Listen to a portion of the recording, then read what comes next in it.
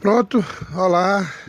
Olha a aula de hoje, concordância verbal, parte 1 de 3 partes, tá certo? Muito fácil. O que seria a concordância verbal? É a concordância das palavras com o verbo, certo? É a possibilidade do verbo, da frase, da oração ir ou não para o plural. Isso é concordância verbal. Certo? O que vai depender sempre do sujeito, ou quase sempre do sujeito dessa oração, ok? Então, vou dizer de novo, o que é concordância verbal? É a possibilidade do verbo ficar no singular, né, numa das 3 pessoas, eu, tu ou ele, ou ir para o plural, numa das 3 pessoas, nós, vós ou eles, ok? Então, concordância verbal é a possibilidade do verbo ficar no singular ou ir para o plural. Muito bem. Aqui nós temos a primeira das regrinhas, concordância do verbo com o sujeito simples. O que seria sujeito simples? Eu vou fazer uma revisão aqui, né? Sujeito simples é aquele que tem só um núcleo, uma palavra importante. Quando você diz José é feio, eu estou falando de José, só tem José aí, certo? O José é feio, só tem José, só tem uma palavra importante. Certo? Agora, o sujeito aí seria simples. Mas se eu disser José e Pedro são feios, agora eu tenho um sujeito composto, porque eu estou falando de 2 pessoas. Quando você está falando de 2 coisas, ou 2 pessoas, ou 2 situações, 2 ou mais, o sujeito é composto. Quando você está falando de uma só, o sujeito é simples. E a regra agora de concordância verbal de respeito ao sujeito simples. Então, olha lá. Quando você diz a turma vai de trem, ou o povo está doente, preste atenção que o sujeito da primeira oração, a turma vai de trem, é a turma, porque é de quem eu estou falando. Da segunda oração é o povo, certo? Sujeito. Esses sujeitos são simples, porque eu só estou falando de uma palavra, turma. Mesmo que eu coloque no plural, continua sendo uma palavra só, certo? Mesmo que fosse as turmas, continuaria sendo um sujeito simples, que só tem um núcleo, ok? Do mesmo jeito acontece com a frase de baixo, o povo está doente. Então eu tenho sujeitos simples aí. Mas a ideia desses sujeitos simples é uma ideia de substantivo coletivo, de sujeito coletivo. Por que coletivo? Porque quando eu digo a turma, está no singular, mas representa um monte de pessoas, um monte de gente. Quando eu digo o povo, está no singular, mas representa um monte de pessoas, um monte de elementos da mesma espécie. Consequentemente, são sujeitos simples com feições de sujeito composto, sujeito coletivo, ok? Com feições de sujeito coletivo. Consequentemente, o que é que acontece com o verbo da primeira oração, que é o verbo ir, e o da segunda oração é o verbo estar? Fica no singular. Quando o sujeito tiver feição de substantivo ou de sujeito coletivo, o verbo fica no singular. Espero que vocês tenham entendido.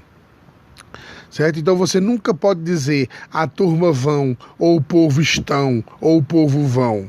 Certo?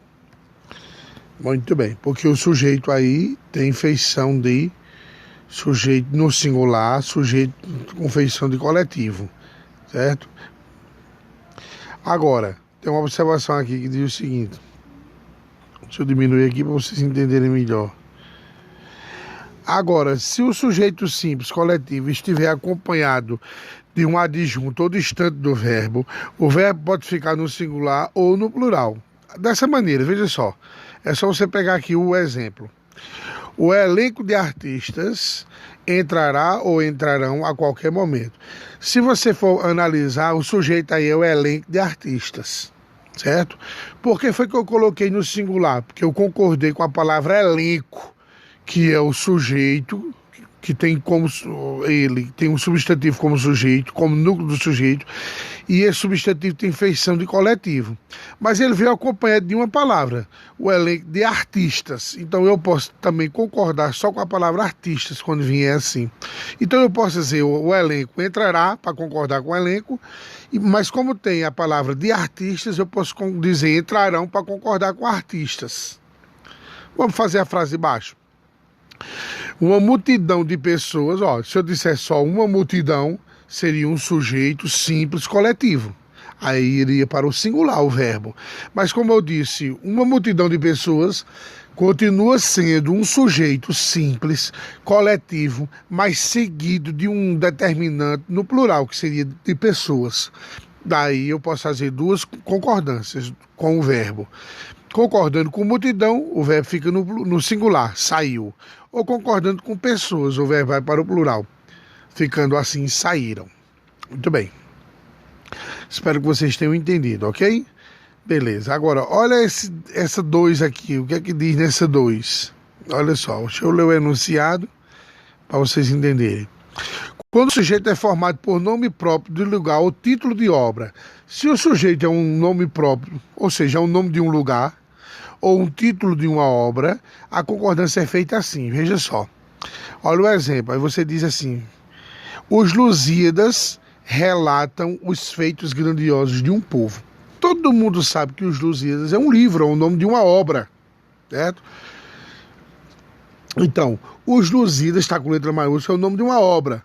Toda vez que o sujeito for o nome de uma obra, certo? Ou o nome de um lugar, você observa se ele tem algum determinante antes dele. Aqui tem, os. Certo? Então a concordância é com esse os. Os não é plural, então o verbo fica no plural. Relatam. Ok? Se eu ter esse os aí e disser assim, Lusíadas, eu não tenho mais o os, o determinante. Eu sei que é o sujeito, é Lusíadas, é uma obra também, mas está sem o determinante, certo? Sem a palavrinha que o acompanha, o determinante, o artigo antes dele. Daí eu boto no singular, relata. Lusíadas relata os feitos grandiosos de um povo. Agora, se eu disser os Lusíadas, toda vez que o sujeito for uma obra ou um nome de lugar determinado, precedido por um determinante, então eu concordo com esse determinante. Olha aí, na frase de baixo. Os Estados Unidos querem acabar com o planeta. Eu estou falando dos Estados Unidos, os Estados Unidos. Esse sujeito aí é uma obra, é o nome de um lugar. Observa se esse nome de lugar veio precedido de um determinante, veio antes, sendo acompanhado por um determinante, veio, que é o os. O os é plural? Então você diz querem, dizem, falam. Agora, se eu ter esse os, disser Estados Unidos, eu não posso mais dizer querem, eu tenho que dizer quer. Muito bem. Então, isso aí quando o sujeito for formado por um nome de lugar ou um título de uma obra. Então, tá aí, matei 2 coelhos com cajadada só, que eu expliquei na letra A letra B, ok? Olha só. Estados Unidos está na letra B aí, ó. Estados Unidos quer acabar com o planeta. Por que ficou o verbo quer acabar no singular? Porque a palavra Estados Unidos é um sujeito que representa um lugar, um nome próprio de lugar ou título de obra sem determinante. Então o verbo fica no singular. Mesma coisa na frase de baixo. Minas Gerais produz muito leite. Por que eu não botei Minas Gerais produzem? Porque Minas Gerais, mesmo sendo um substantivo próprio que determina lugar, ele não veio precedido de artigo, a não ser que eu dissesse as Minas Gerais. Então eu diria agora produzem, por conta do determinante que veio no plural. É isso. Espero que vocês tenham entendido. Ok? Muito bem, vou explicar essa terceira agora. Todas elas com sujeito simples, certo? Quando o sujeito é formado por um pronome de tratamento, fácil demais. O que é um pronome de tratamento? É como você vai chamar outra pessoa, ou por você, ou por senhor, ou por senhorita, ou por madame, ou por dona, certo? Todas as vezes, ou por vossa senhoria, ou por vossa majestade, nós já estudamos os pronomes de tratamento. Toda vez que o sujeito da frase for um pronome de tratamento, não importa, o verbo fica sempre na terceira pessoa. ou do singular ou do plural. Do singular, se o sujeito em forma de pronome de tratamento estiver no singular. No plural, se o sujeito em forma de pronome de tratamento estiver no plural. Veja, você é lindo. Por que o verbo ser aí ficou é? Porque o sujeito é um pronome de tratamento na terceira pessoa do singular, que é você. Veja, Vossa Alteza disse tudo o que quis. Por que eu disse assim? Vossa Alteza disse. Por que não dizer Vossa Alteza disseste? Eu não posso dizer disseste, porque Vossa Alteza é um pronome de tratamento como sujeito. E os pronomes de tratamento como sujeito, o verbo fica sempre no singular. Não importa de que tempo nem que modo. O que importa é que ele fique no singular. Muito bem. Já a quarta regrinha aí diz o seguinte: quando o sujeito for formado pelo pronome relativo que, esse é fácil. Vamos lá para o exemplo. A conta fui eu que paguei. Veja que tem esse que aí, tá vendo? Antes do verbo pagar. Toda vez que você encontrar um pronome relativo antes do verbo, e você vai ter que conjugar esse verbo, você olha o que tem atrás desse que. O que é que tem atrás desse que? Tem eu. Então você diz eu paguei. Você não pode dizer eu pagou. Então muita gente diz, a conta fui eu que pagou. Não, eu pagou não, eu paguei. Então concorda, o verbo concorda com a palavra que está atrás do pronome relativo que. Olha a de baixo. Foste tu que... Aí agora eu tenho que botar o verbo pagar concordando com o tu, que está antes do que. Foste tu que pagaste. Porque eu digo eu paguei, tu pagaste. Nada dizer foste tu que pagou, certo? Pelo amor de Deus, a não ser que tivesse a palavra você atrás desse que. Vou matar logo 2 coelhos com uma cajadada só. Porque a quinta é a mesma regra sendo referente ao pronome relativo quem. E aí, quando ao invés do que existir a presença do pronome relativo quem, você tem 2 possibilidades de concordância verbal. Ou você concorda com o próprio quem, botando o verbo no singular, quem pagou, quem comprou, quem encontrou, ou concorda com a palavra que está atrás do quem, certo? Por exemplo, fui eu quem, eu posso dizer eu paguei, mas posso dizer quem pagou, ok? Então, se eu disser paguei, eu estou concordando com a palavrinha que está atrás do pronome relativo quem, que sou eu paguei. Se eu disser pagou, eu estou concordando com o próprio quem. Olha a frase de baixo. Fomos nós quem encontramos. Então eu tenho o pronome relativo quem. Então atrás dele tem nós, eu posso dizer nós encontramos. Mas posso dizer quem encontrou. Fomos nós quem encontramos ou fomos nós quem encontrou o dinheiro. Ok? Se o pronome relativo for o que, só concorda com a palavra de detrás. Depende da palavra que está atrás do pronome relativo que. Mas se for o pronome relativo quem, pode concordar com quem na terceira pessoa do singular, aí você bota o verbo na terceira do singular, ou com a palavra que está atrás do pronome relativo quem. Ok? Espero que vocês tenham entendido. Muito bem, vou explicar essa sexta agora. Toda vez que a oração for formada pela expressão um dos que, o verbo fica no singular ou pode ir para o plural. Essa não tem como errar. Toda vez que tiver um dos que, você pode perguntar, e se for uma das que? Mesma coisa, masculino ou feminino. Por exemplo, Pelé foi um dos jogadores que... Olha, veja que dentro da oração tem a expressão um dos que. Toda vez que tiver um dos que, você pode botar o verbo no singular. Destacou. Ou pode colocar no plural. Destacaram. Então a frase fica assim. Pelé foi um dos jogadores que mais se destacou ou que mais se destacaram de toda a história do futebol. Tanto faz. Dentro da oração teve um dos que, não precisa ser pegadinho não. Pode ter um, dos e o que lá na frente. E pode vir junto. Certo? Vindo um dos que, o verbo fica no singular ou no plural. Fácil demais, né? Olha essa sétima aqui. Vou passar logo para a sétima.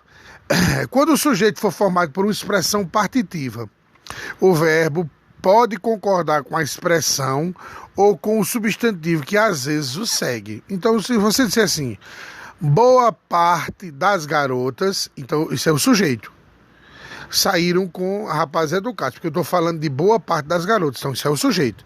Esse sujeito é simples, mas ele é formado por expressão partitiva. O que é uma expressão partitiva? É parte de um todo. Quando eu digo boa parte das garotas, é uma parte de todas elas, por isso que se chama expressão partitiva. Então, quando tem boa parte das garotas, é igual àquela questão lá de cima, que o sujeito era coletivo, seguido de especificante, certo? Então, boa parte das garotas, eu posso concordar com boa parte, dizendo saiu, ou posso concordar com garotas, dizendo saíram. Aí eu escolho. É a mesma regrinha do sujeito que tem, que se comporta como um sujeito coletivo. Se vier só o sujeito coletivo ou a expressão partitiva, aí você deixa no singular. Mas se vier a expressão partitiva ou o sujeito coletivo seguido de especificante no plural, você pode fazer duas concordâncias. Ou deixa o verbo no singular, concordando com a expressão partitiva ou com o sujeito coletivo, da regra lá de cima, ou coloca o verbo no plural para concordar com o especificante, tanto, né, das expressões partitivas quanto do sujeito coletivo. Então veja só, grande parte é um sujeito com expressão partitiva. Grande parte, por que expressão partitiva? Porque não é a parte, não é todos da parte, é uma parte de tudo, certo? Grande parte, aí eu botei agora especificando, das pessoas, aí eu tenho dois tipos de concordância. Ou com grande parte, no singular, quer o que é proibido, ou querem o que é proibido, para concordar com pessoas. Muito bem, vamos para o oitavo logo. Agora o sujeito, quando ele é formado por expressões que denotam quantidade aproximada. Não confunda expressão partitiva com quantidade aproximada. Expressão partitiva é a parte de um todo. A quantidade aproximada, ela vem sempre assim, ó. Cerca de... Aí é a quantidade aproximada. Como é que eu sei? Porque ela segue um numeral e um substantivo, ó. Cerca de 10 é o numeral. Pessoas é o substantivo. Toda vez que disser assim, cerca de 10 pessoas, então cerca de é uma quantidade aproximada. 10 é um numeral e pessoas o substantivo. Formam o quê? Uma quantidade aproximada e não uma expressão partitiva. Toda vez que tiver uma quantidade aproximada é fácil. Eu olho o numeral e concordo com ele, certo? Concordo com o numeral. Cerca de 10 pessoas, então 10 passa de uma, é plural. Foram, querem, dizem, e aí vai. Ok? Olha, por exemplo, mais de uma garota foi presa por desacato. Mais de um, eu sei que parece ser plural, mas o numeral que tem na expressão que denota quantidade aproximada é uma. É o numeral, uma. Então eu digo, uma foi presa por desacato. Ok? Agora uma observaçãozinha aí. Quando você disser mais de um ou mais de uma várias vezes, mais de um aluno, mais de um professor, mais de um funcionário, aí você bota o verbo no plural.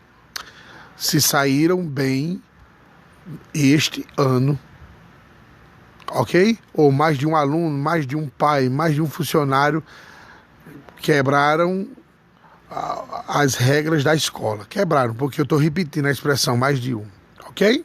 Muito bem. Eu vou explicar essa nona, encerro o vídeo para depois a gente passar para a parte 1, a segunda parte da parte 1, ok? Que diz respeito ao sujeito quando ele for composto, senão o vídeo fica comprido. A nona questãozinha aí de sujeito simples.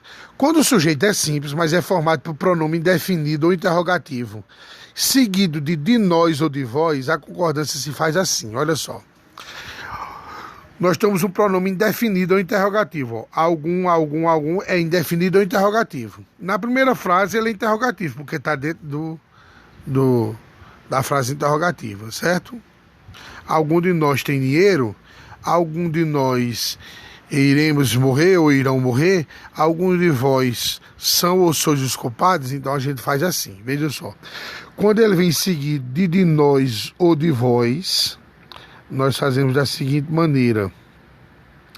Se o pronome indefinido ou interrogativo, que é o primeiro, tiver no singular, tá vendo? Mesmo seguido de nós ou de vós, o verbo fica no singular. Tem, sem acento. Mas se você botar no plural alguns, que é o pronome indefinido ou interrogativo, seguido de nós ou de vós, você pode dizer alguns irão, para concordar com alguns, ou alguns de nós iremos, para concordar com nós. Mas o primeiro dos pronomes tem que estar no plural. Veja a frase de baixo. Ó. Alguns de vós, eu posso dizer são, para concordar com alguns, certo? Ou sois, para concordar com vós. Mas se eu dissesse algum de vós, eu só poderia botar o culpado, porque eu estou concordando com algum, que é o pronome indefinido, no singular. Certo? Muito bem. Espero que vocês tenham entendido. Veja se tem alguma dúvida e perguntem até essa primeira parte. O resto do vídeo eu mando daqui a pouquinho.